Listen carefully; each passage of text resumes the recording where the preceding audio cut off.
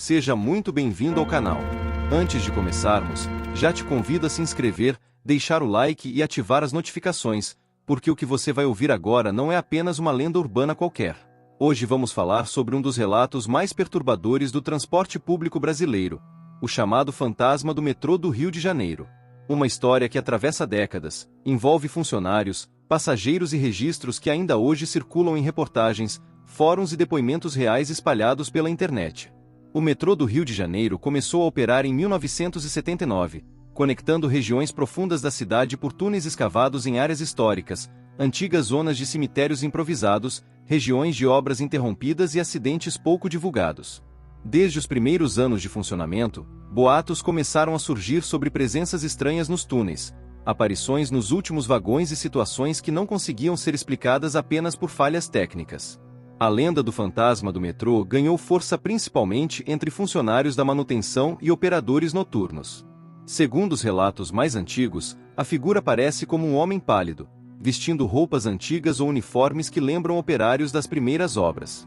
Ele é visto caminhando pelos trilhos, parado em plataformas vazias ou refletido nos vidros dos vagões, desaparecendo segundos depois. Oficialmente, o Metrorio nunca reconheceu qualquer ocorrência sobrenatural. Psicólogos e especialistas explicam os relatos como resultado de fadiga, iluminação precária, estresse e isolamento dos turnos noturnos.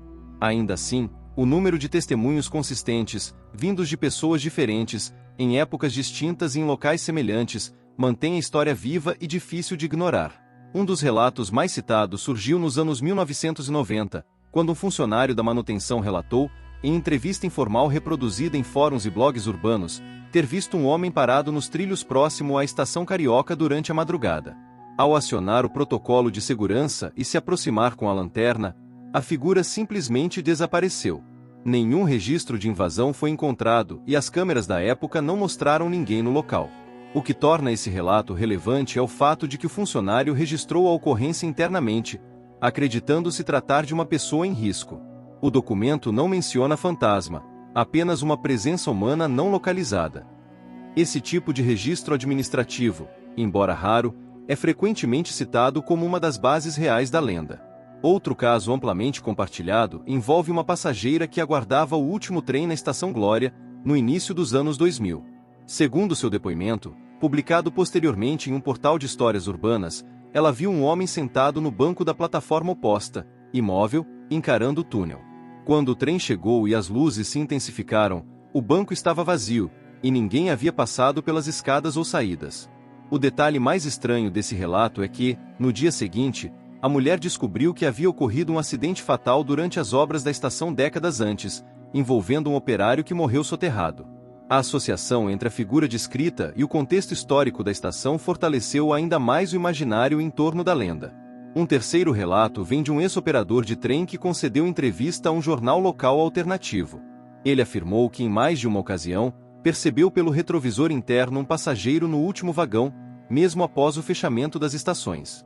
Ao verificar fisicamente o vagão ao final do trajeto, não havia absolutamente ninguém. Curiosamente, muitos relatos mencionam o último vagão como o ponto mais recorrente das aparições. Especialistas em folclore urbano explicam que esse padrão é comum em lendas de transporte público, mas a repetição exata desse detalhe em depoimentos não relacionados levanta questionamentos difíceis de responder. Há também o caso de um vigilante terceirizado que trabalhava próximo a um acesso técnico desativado. Em seu relato, ele afirma ouvir passos constantes nos túneis, mesmo após a confirmação de que não havia equipes em operação. Em uma madrugada específica, ele viu a silhueta de alguém atravessando o corredor e desaparecer em uma parede de concreto. O Metrorio, como a maioria das empresas do setor, evita comentar histórias desse tipo. Funcionários geralmente são orientados a não alimentar boatos. Ainda assim, relatos continuam surgindo de forma independente, especialmente em fóruns, redes sociais e grupos de ex-funcionários, o que impede que a história seja completamente esquecida. Alguns pesquisadores defendem que o fantasma do metrô representa uma espécie de memória coletiva ligada às mortes ocorridas durante grandes obras urbanas. Outros acreditam que a lenda serve como um alerta simbólico sobre o perigo, o isolamento e a invisibilidade de quem trabalha nos bastidores da cidade. Seja qual for a explicação, o fato é que dezenas de pessoas, que nunca se conheceram, descrevem experiências semelhantes nos mesmos locais. E talvez o mais inquietante seja pensar que enquanto milhares de passageiros atravessam esses túneis todos os dias, algo, ou alguém, continue ali, observando silenciosamente.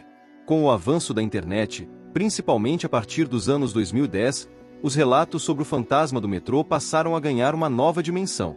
Depoimentos começaram a surgir em fóruns como Reddit, grupos de Facebook voltados a histórias urbanas e até em comentários de matérias jornalísticas sobre o transporte público do Rio de Janeiro.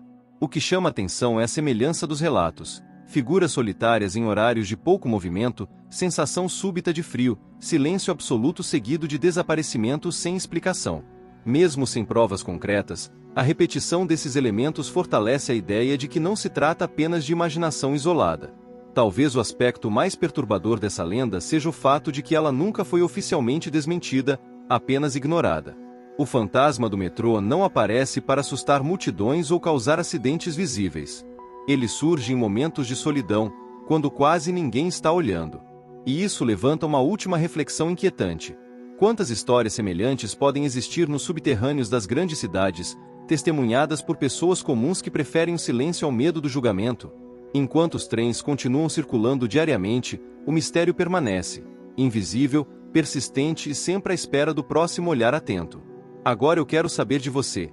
Já viveu alguma experiência estranha no metrô do Rio ou em outro transporte público? Acredita que essas histórias são apenas coincidências ou algo além da lógica? Deixe seu relato nos comentários. Curta o vídeo se esse tipo de conteúdo te prende até o final e se inscreva no canal para não perder as próximas histórias. Porque, às vezes, o que se esconde nas sombras da cidade é mais real do que imaginamos.